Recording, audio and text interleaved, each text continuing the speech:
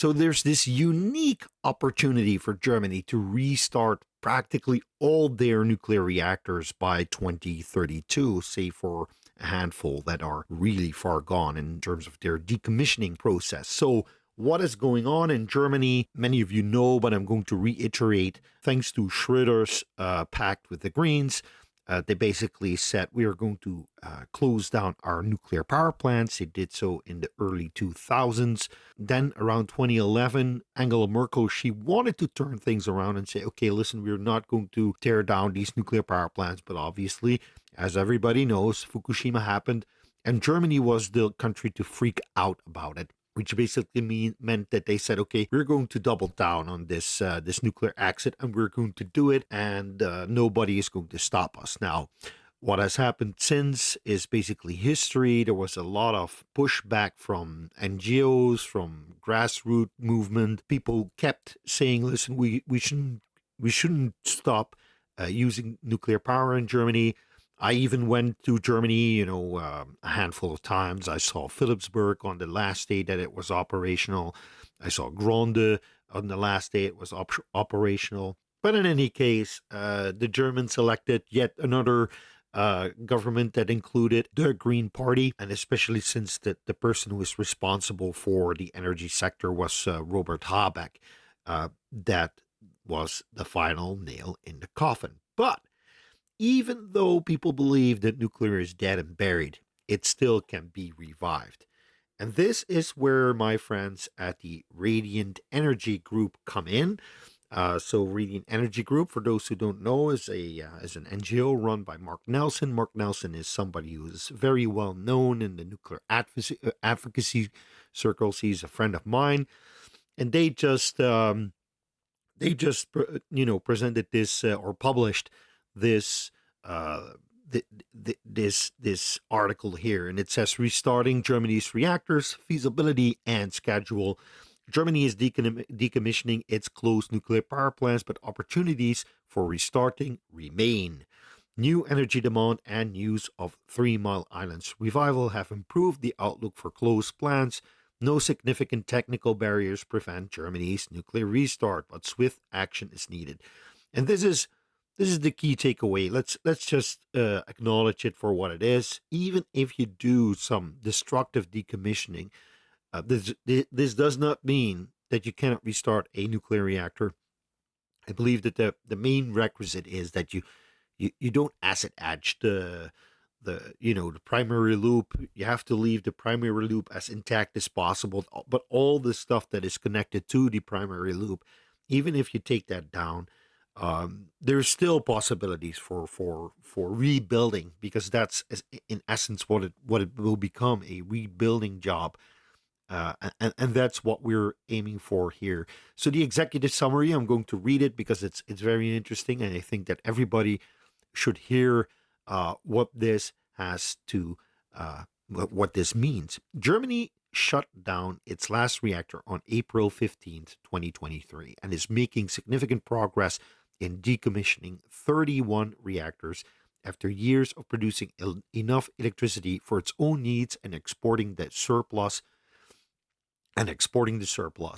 Germany imported 9 terawatt hours net in 2023, and as of November 2024, increased imports to 25 terawatt hours net per year.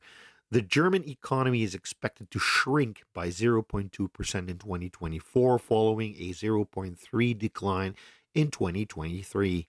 A 2024 survey by Germany's DAIHK Chambers of Industry and Commerce shows a rising number of businesses are considering reducing production or relocating out of Germany.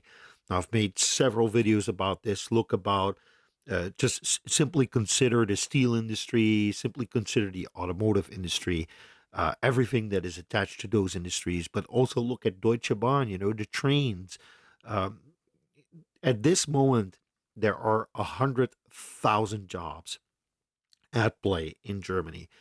People who are about to lose their jobs simply because Germany cannot afford to pay its workers, but worse, they kind of pay for the energy it takes to do all this economic activity. And that's the main takeaway here. If you can't pay for your power, if you can't pay for your energy, you're slowly getting out of the game. It's unavoidable. So now the juicy bits, right? Reversing Germany's nuclear shutdown remains popular, economical, and feasible.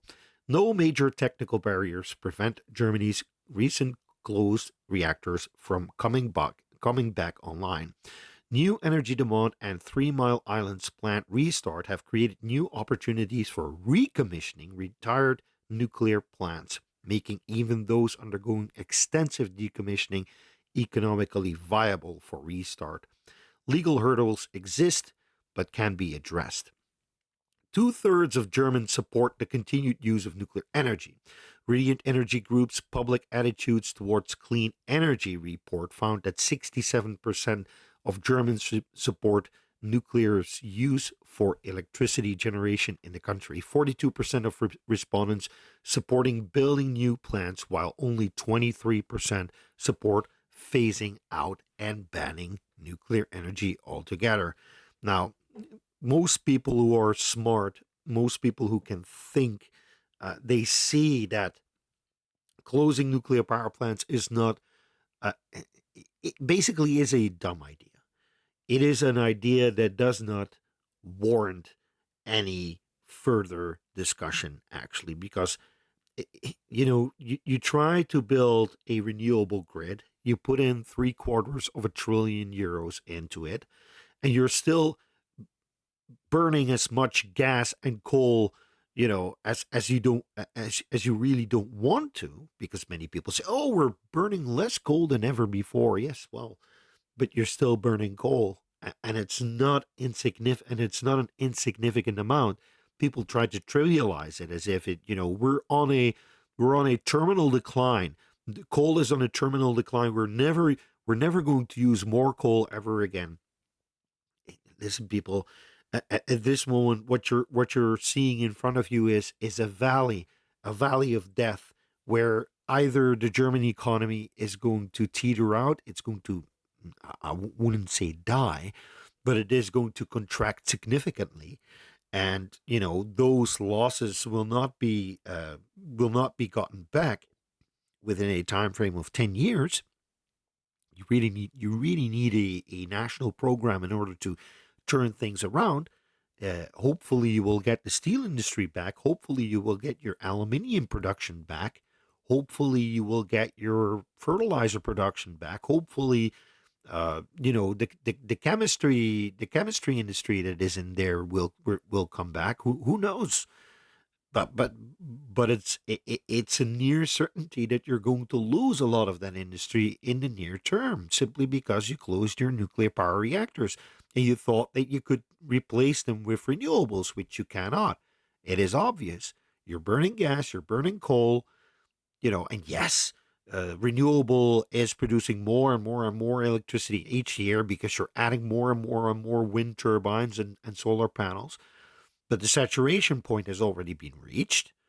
You've got more renewables than your grid can handle. At any moment, whenever there is more than 100% wind and solar, I'm talking about more than 100% that the grid can handle. What are you going to do? You have to shut down your coal plants. You have to shut down your gas plants.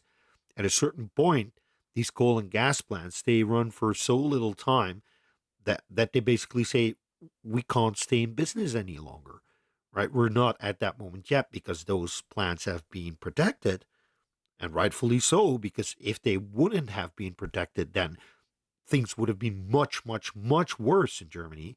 People don't realize, but that's just the way it is. And currently, all you need to do, all you think that you need to do, is that you need to add more transmission and distribution networks. You have to increase the availability of cables. That is cost prohibitive.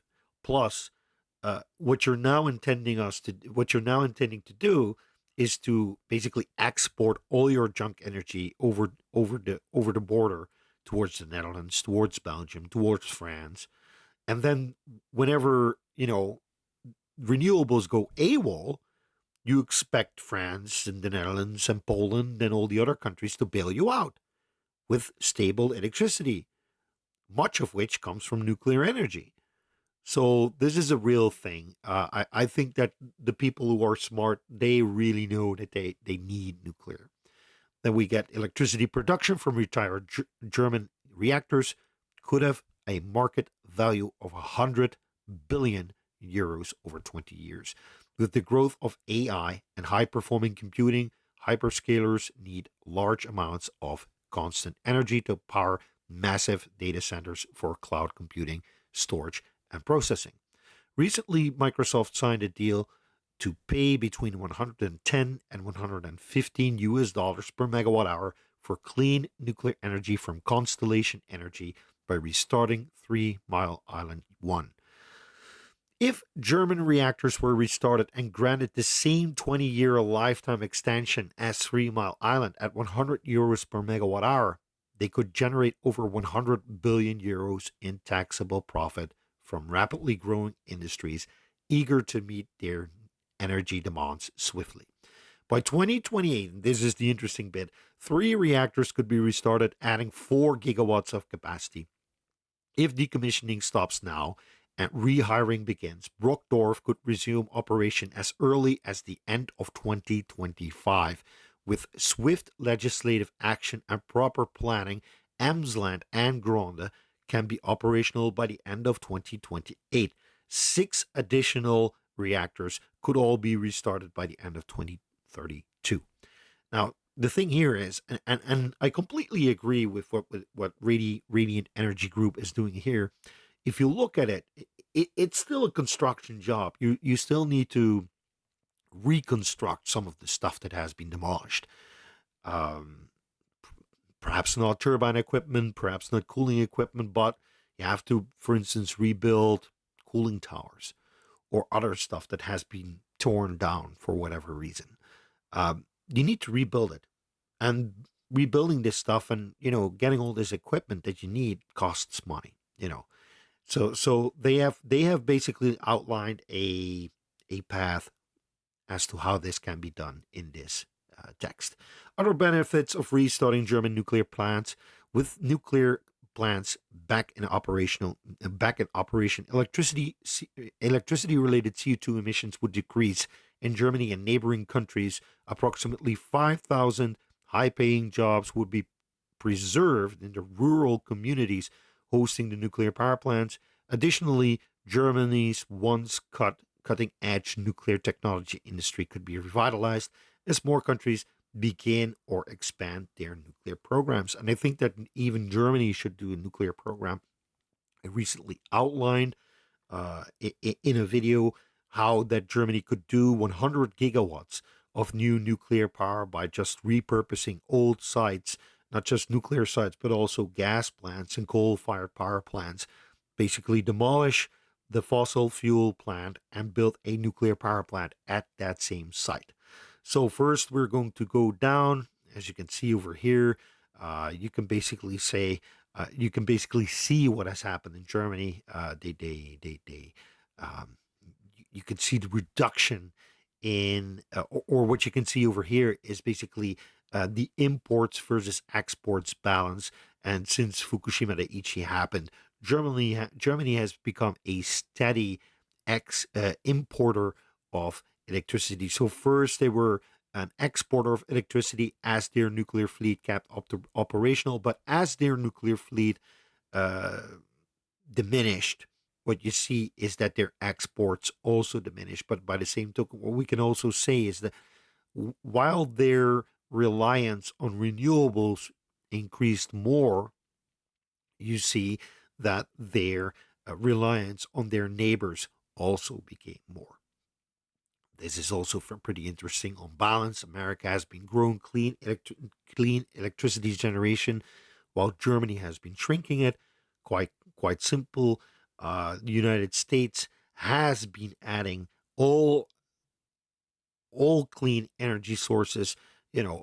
Except for hydro, they have been trying to cut down on hydro, which is a good thing because hydro is pretty destructive. It does really influence your hydrosphere, right? It It influences the way rivers uh, run.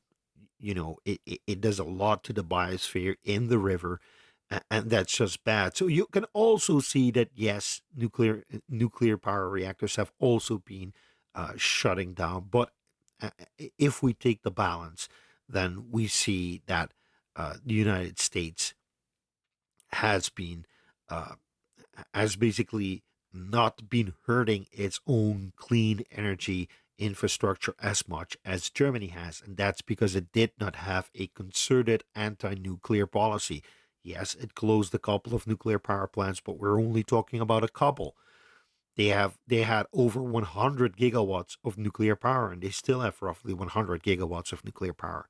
If we look at Germany, all we see is closing nuclear power plants contrasted with, the effort to build some wind and some solar. But in essence, the balance of clean energy power is down.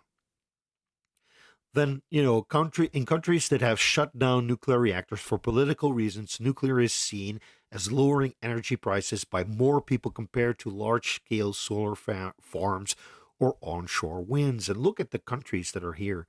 So, Germany, even 46% views nuclear energy more favorably than not. Japan, 44%. South Korea, 51%. Sweden, 54%. And the interesting bit here is that even in Japan, they are currently restarting nuclear power plants, and they are even considering building new ones. Japan is back to the nuclear table. Yes, they exited, and they witnessed the worst nuclear accident in this decade or in this century so far, and they're back to nuclear energy. This is an interesting one, right? Right, the German electricity emissions remain high and highly variable, right? So what we compare here is France over here, down here. So this is kilogram. This is basically grams of CO2 per kilowatt hour, right? You can also make it kilograms per megawatt hour. Doesn't make any difference. The scale becomes different, but the graphs remain the same. So on average, you see that France is down to 18 grams of CO2 per kilowatt hour, whereas Germany is at 342 uh, grams per kilowatt hour, which is entirely logical, which is entirely what you can expect if you have a country that is as reliant on coal and gas to bail them out whenever their huge renewable fleet bails out. This is the truth. There is nothing else that you need to know if you care about carbon emissions and if you care about air pollution. Carbon emissions and air pollution are two different things. I really want to make sure that that is clear.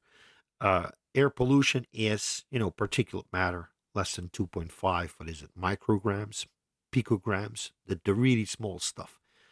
The particulates that float around in the air. When you drive past a German lignite power plant, you can actually see this little brownish filth that comes out of the smokestack, out of the it's not, yeah, it is a smokestack, out of the smokestack.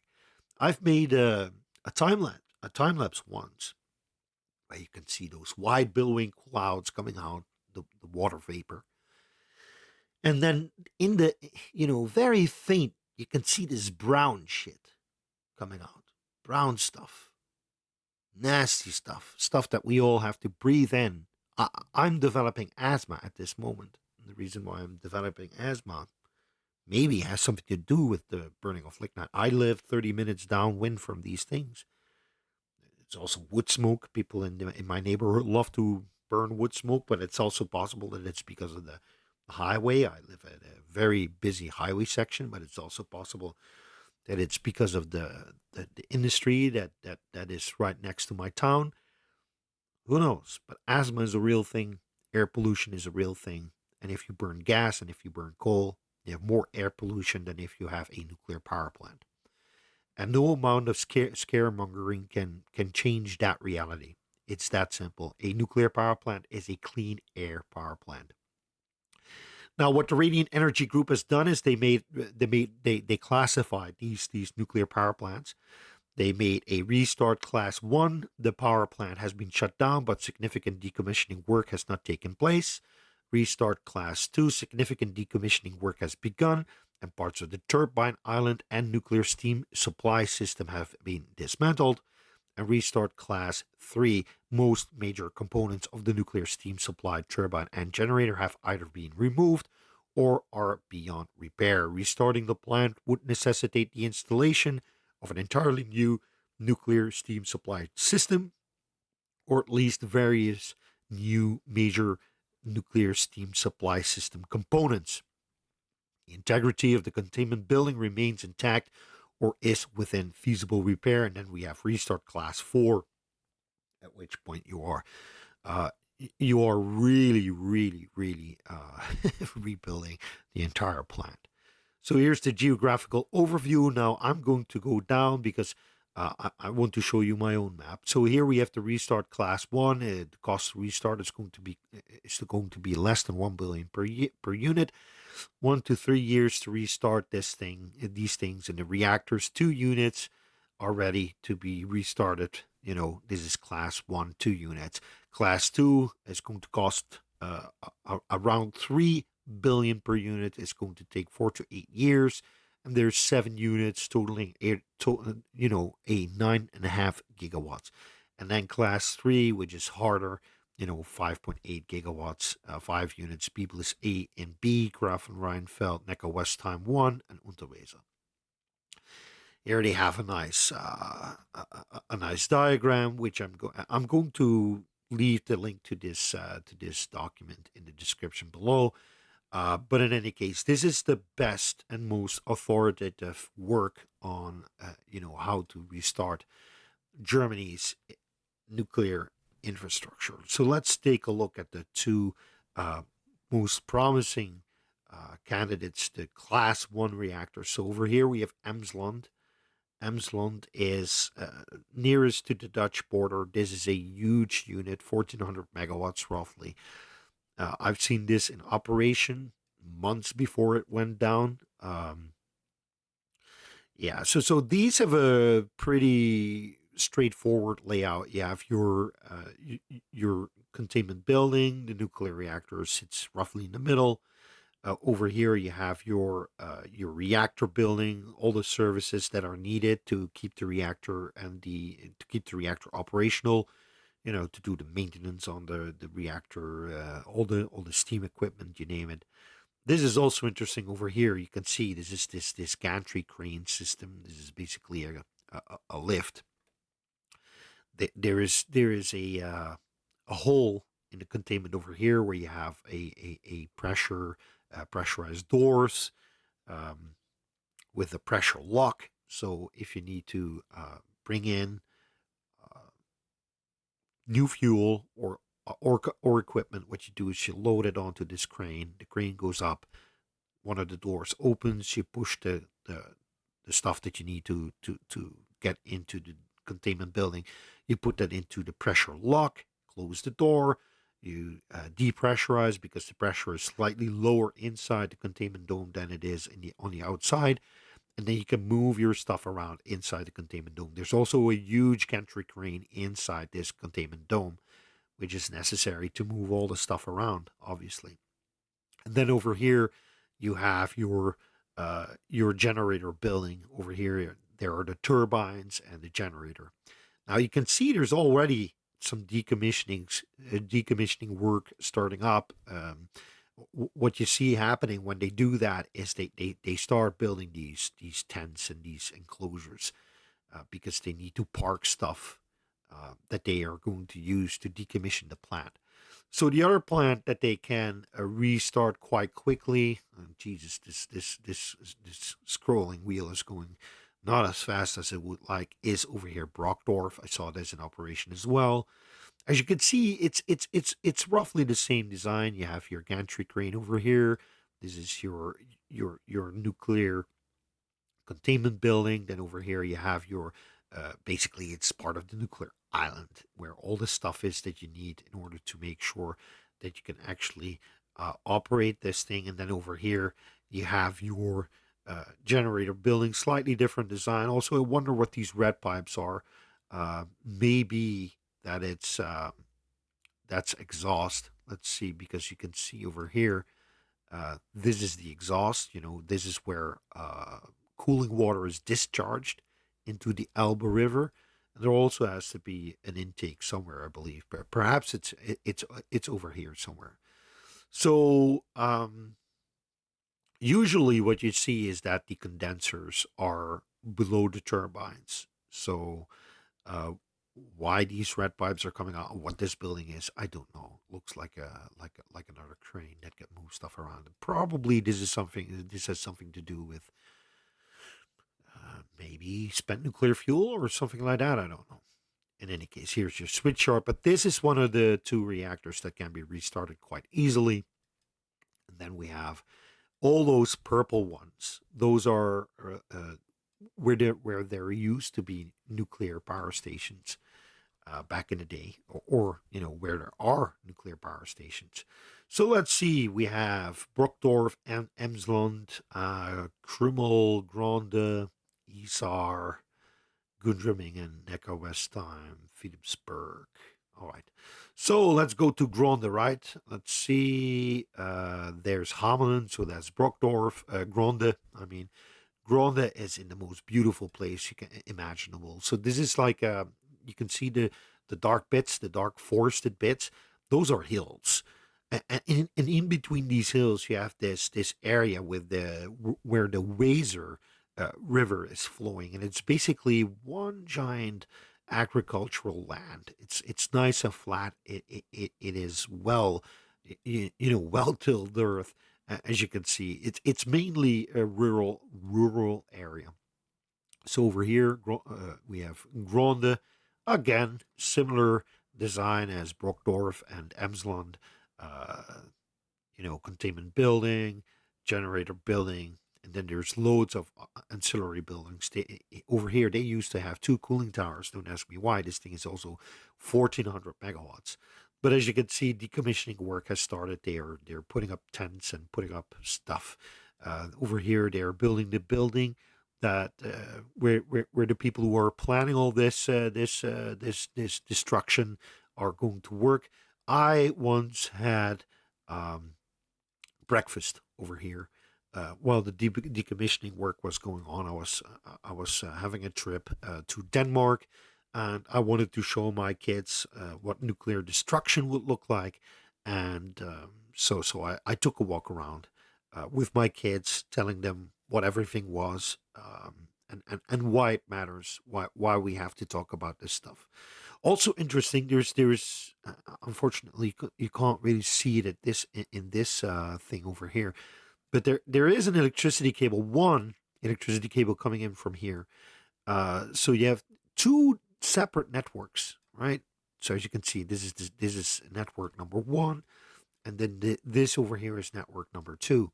And the reason for that is that in Germany, they are required to be attached to two different networks, because if one network fails, then the other network can still bring power in, just in case there is a failure at the plant, and it does not have it does not produce power, because it still needs power when there's no power generation at the plant. They do have diesels, by the way. As you can see over here, I believe that these are the diesel tanks, and that this is that this over here, or this over here, is the backup generator building.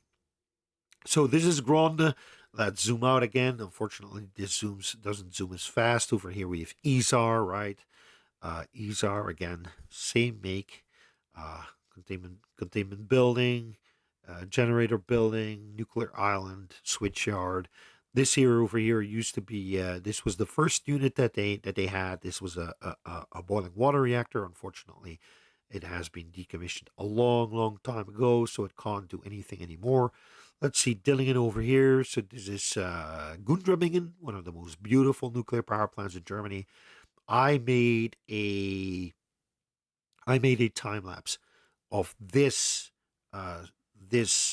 cooling tower over here, with the sun coming up in the background. You're seeing the two containment buildings. Um, during the morning at like 5 or 6 in the morning, and there was this guy coming in to do some fishing, and he was like, "What the hell are you doing here?" And we were like, uh, "We are making a beautiful shot of this amazing nuclear power plant." Now, this over here is a weird one. These are boiling water reactors. So even though they have a circular containment building, these are boiling water reactors. Boiling water reactors, you usually don't see circular containment buildings. This is the exception to the rule. So nuclear island generator building. These are 1200 megawatts. This here was the first boiling water reactor that they built at this site, and then they decided to build these two. Let's see. Let's zoom out because there's more. Then there is, I believe that this is Biblis. No, this is Philipsburg. This is the one that I saw operational the day before it was taken offline. There used to be two cooling towers around here, and they really, when they shut down this reactor, it only took them what, maybe 4 months, and then we saw, these pictures. I just gasped when they were destroying the cooling towers that were here. So over here, a boiling water reactor and a pressurized water reactor. It's weird. Germany used to do these things. They would build a boiling water reactor first, and then they would build a pressurized water reactor right next to it. Decommissioning works in full swing. Loads of containers and I don't know, bags with stuff. Probably, when you start breaking things that came into contact with nuclear steam, you have to assume that everything is activated. So whatever comes out of it, you have to work in these little depressurized tents. For instance, when you want to cut into a pipe that carried nuclear steam, because you have to assume that everything is activated in that pipe. So everything that comes out of this pipe, you have to vacuum it up and then put it into these special bags, and that's probably what this is. This over here is very, very lightly activated metal shavings and maybe some concrete, or who knows what it is. So they're doing. If you see this, if you see these bags, that's some concrete evidence that they are doing demolition work in actual nuclear, in the primary loop, basically.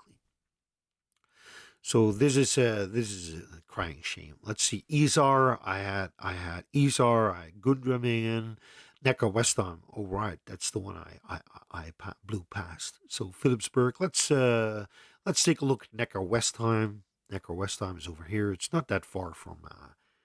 No, this is not Neckar Westheim. Ah, what is his name? Let's see. Usually I get Obrichheim, right? Obrichheim. That's Obrichheim. Neckar Westheim, where are you? Where are you, Neckar Westheim? There's Neckar Westheim. No, this is Gundremmingen. Did I forget to put Neckar Westheim on the map? I forgot to put Neckar Westheim on the map. Neckar Westheim. There we go. So, yes, Neckar Westheim. Let's see. Let's put a little purple thing around it so that we know what we're looking at right over here, just in case next time I need to be here. I will rename it later, but I want to make you. So this is basically built in it looks like it was built in a stone quarry. So I don't know if you can really see it, but this is a hole. You go down from here. And if you drive over when you drive towards Neckar Westheim, you come over here, right? You drive over this road over here, then you go through the centrum. This is a little picturesque village, really. And you drive over this street over here, and you're on a hill. So this town is on a hillside, and you look down, and it's such a weird sight. You see the tops of the containment buildings, and you see some water vapor coming out of this cooling tower, but it's really pretty low stuff. It's not that high. This is actually below grade. Not below grade, but below this. If you see how high this is lower than what this is over here. Let me let me show you what it looks like from the street, because you have to see it to believe it. You know, Neckar Westheim. There we go. So Neckar Westheim, right? So let's see what it looks like. Just to humor you. So we're in the town. As you can see, it goes uphill if you go that way, and if you go downhill, you can see this. Well, here there's a tree, unfortunately, but over here you can see. I mean, over the over here, this is the top of the containment building. You can see the cooling stack over here. It's not really a cooling stack.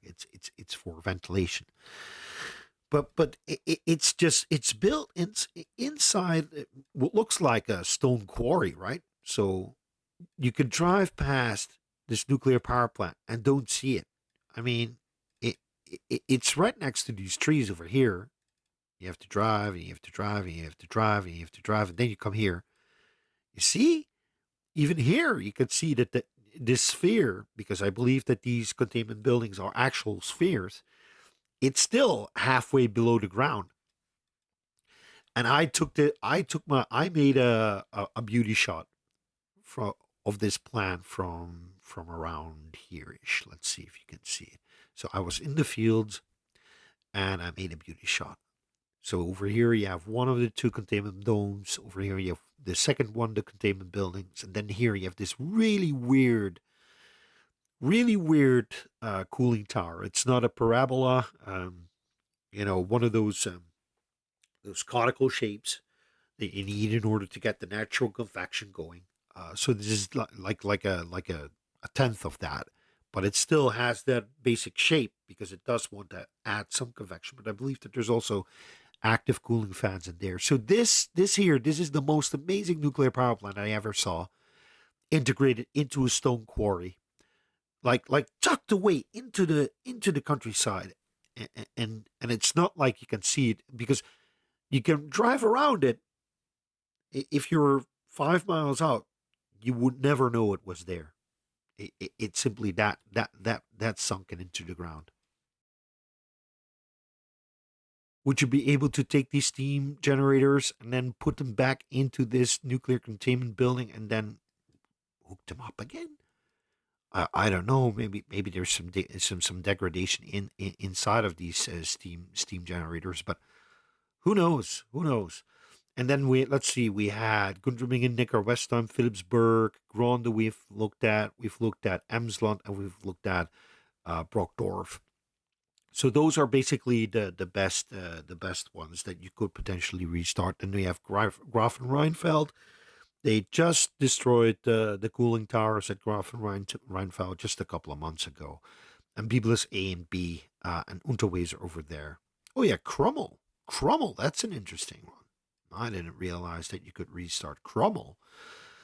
Krummel is a boiling water reactor that's really stuck into this, over here, Krummel. As you can see, there's loads of decommissioning work being done over here. They're moving dirt. Again, there's loads of containers.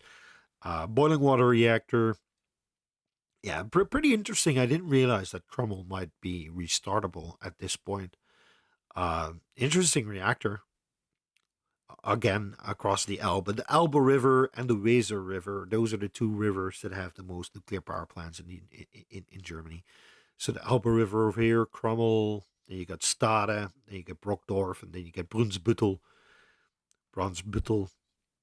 Again, boiling water reactor. Loads of decommissioning, loads of basically proof that decommissioning is going on, because you never see this kind of activity at these nuclear power plants if they are in regular operation. It's just, you need space to store all your tools. You need space to put all the stuff that you take out. That's basically what happens there. So I think that you really need to read this Radiant Energy Group document. I will make sure that the link is in the description below. I really want to